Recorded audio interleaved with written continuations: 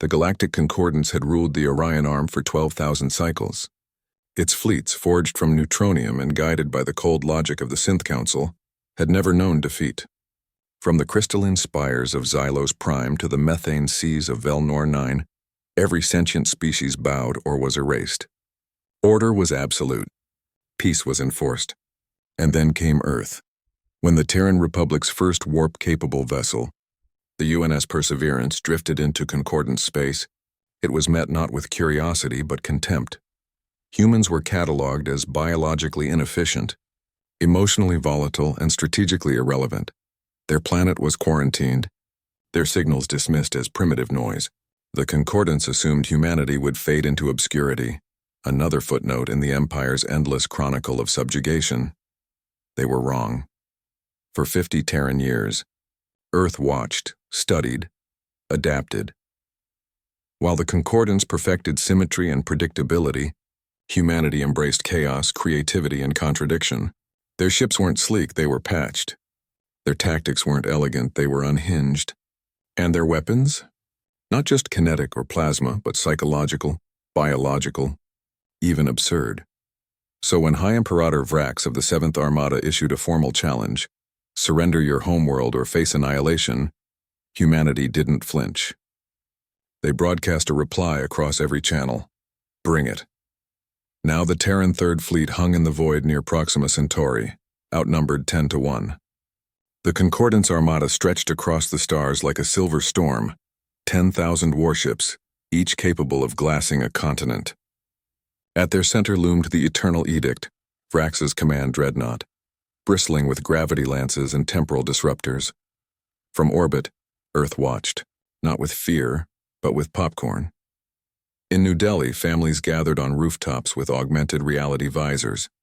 In Nairobi, street vendors sold Terran Victory ice cream. In Buenos Aires, children wore cardboard helmets painted with the UN Navy insignia. Across the planet, billions tuned in, not to a war broadcast but to a spectacle. Because humanity knew something the Concordance never could. Humans don't just fight to survive. They fight to entertain. Enemy fleet locking targeting solutions, reported Commander Lee on the bridge of the UNS Resolute, flagship of the Terran fleet. Her voice was calm, almost bored. Admiral Elias Vance, a man with a cybernetic eye and a coffee stain on his uniform, sipped from a chipped mug. Let 'em lock. Tell the Maverick to deploy the party favors. Aboard the frigate Maverick, Lieutenant Chen grinned. Deploying. Jazz hands. What followed defied every law of galactic warfare. Instead of shields or evasive maneuvers, the Terran fleet unleashed a swarm of microdrones, not armed with explosives, but with holographic projectors and sonic emitters. In seconds, the void erupted in a kaleidoscope of Earth's greatest absurdities. Disco balls the size of moons, synchronized space-dancing robots, and a 3D projection of a giant cat chasing a laser dot across the Concordance formation.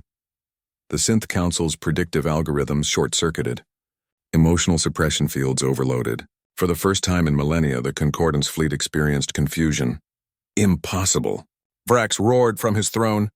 This is not warfare. This is nonsense. Precisely, Vance muttered, activating the next phase. From hidden pockets in the asteroid belt, stealth corvettes launched canisters of Terra 9, a non-lethal neuroaerosol developed by Brazilian bioengineers. It didn't kill. It induced euphoria, nostalgia, and an overwhelming urge to sing 20th century pop songs. Within minutes, Concordance bridge crews were harmonizing to Bohemian Rhapsody in perfect off-key unison. The Eternal Edict's weapons went dark. Back on Earth, the crowd roared. Social feeds exploded with memes. When the Empire brings a fleet, and we bring karaoke. ConcordanceLogic.exe has stopped responding. Even the UN Secretary General was caught on camera doing the floss. But the final blow wasn't technological, it was cultural. Vance opened a universal channel. High Imperator Vrax, he said, voice warm. You think order is strength, but humanity thrives in chaos. We laugh in the face of doom. We build art from rubble. We turn war into theater. You wanted to test us? Fine, but know this, we don't just win battles. We make them legendary. Then with a flick of his wrist, he played Earth's secret weapon. A 10-second clip of a toddler laughing uncontrollably. The sound, pure, Unfiltered joy rippled through the Concordance comms.